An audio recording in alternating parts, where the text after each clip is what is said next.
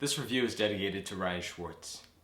He's not Jewish nor is he dead, but he forced me to watch the Lord of the Rings trilogy, and for that I am forever grateful.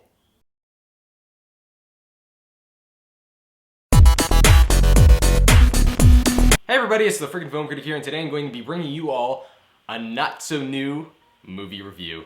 Wow, look at that. See how it just sparkles? I don't think I know how to do that effect, so never mind. You know, it doesn't sparkle. And today I'm going to be bringing you all a review of my favorite Lord of the Rings movie. This guy. The Return of the King. The Return of the King follows the treacherous journey of Frodo, Sam, and Smeagol. This is my Smeagol impression. Right? As they seek to return the all-powerful ring, you know, the one that's all like, one ring to rule them all, one ring to find them, one ring to bring them all, one ring to bind them. Oh, and in darkness bind them. To Mordor and destroy it once and for all. I'll give some backstory on the ring, you know, the one ring. Hey, why is this ring causing so many problems? You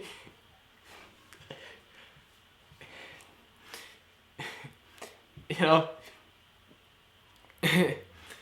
Jeez.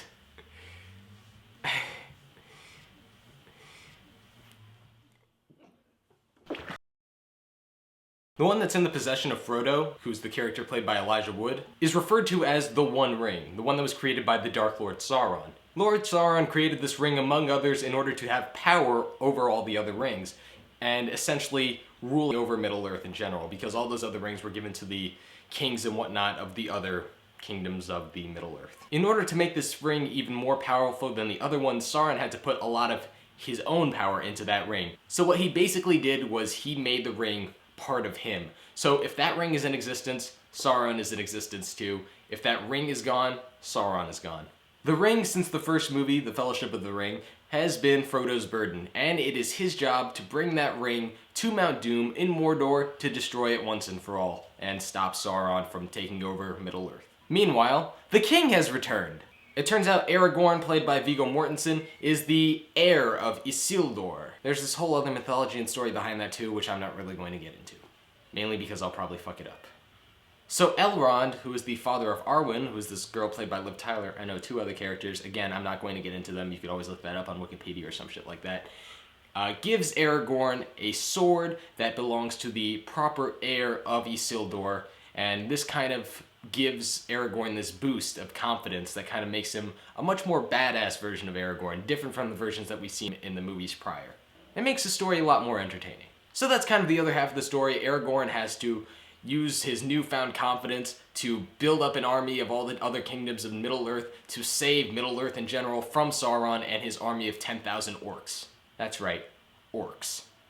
Big, freaky-looking motherfuckers. And that is the premise for Return of the King. That alone probably took up half of the review. It is a long movie. This movie is about 3 hours and 20 minutes long.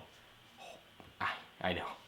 Director Peter Jackson translates the book on which this film is based on to life on screen in the most beautiful way imaginable. He and the cinematographer Andrew Lesnie capture glorious shots of Middle-earth that help to further expand this universe in which the film is set, making it all the more interesting to look at, because you just think to yourself, wow, some guy created this whole universe, you know, created this whole mythology, and now it's being brought to screen, and with such a creative mind behind it, it looks beautiful, everything about it is so cool to look at.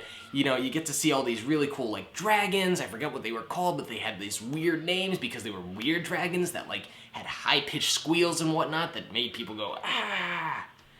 Fucking crazy. And the fact that the screenplay also fleshed out all of its characters so much to the point where we care about every single one of them also really helped, because that made the film all the more engaging. I never thought of the film as being anything deep in terms of trying to make a statement or anything like that, but there was definitely a subtext to it behind its heroic characters. It's trying to say something about what makes a hero. The thing I admire about the film the most is the way it's able to echo the monomyth theory of Joseph Campbell, which states, "A hero ventures forth from the world of common day into a region of supernatural wonder. Fabulous forces are then encountered and a decisive victory is won. The hero comes back from this mysterious adventure with the power to bestow boons or gifts on his fellow man.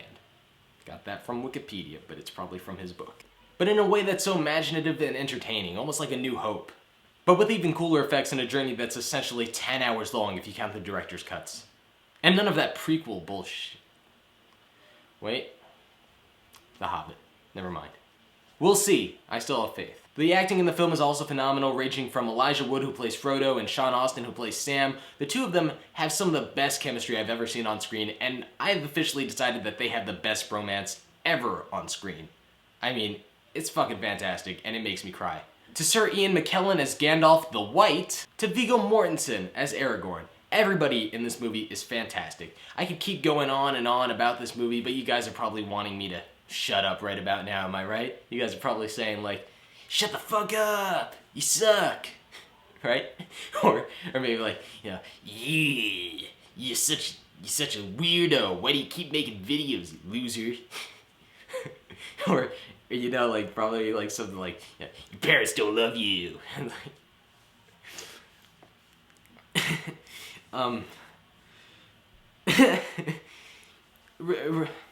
The real star of this film, like I said, is Peter Jackson, who has one of the most creative minds in Hollywood today. This movie looks fucking gorgeous, and just watching it is a visual treat for the eyes. It's, oh my god, it's like your eyes want to eat the screen because it's like so good. It's like, right? Am I right? You know, like eyes just like, oh. Return of the King is one of my favorite movies ever, and I'd like to thank Ryan Schwartz, again, not Jewish, and Peter Jackson, I'm not really sure about his religion, for bringing this film to my attention. I give Return of the King 5 out of 5 stars. So if you like this review and you want to see more reviews from me, click that little button up there that says subscribe. That'd be pretty cool, and I would know, because I'm not just cool. I am freaking awesome! You know? Right? Right? I just want to, like, break stuff, you know? I'm so freaking awesome, right? Am I right? Yeah! Sports!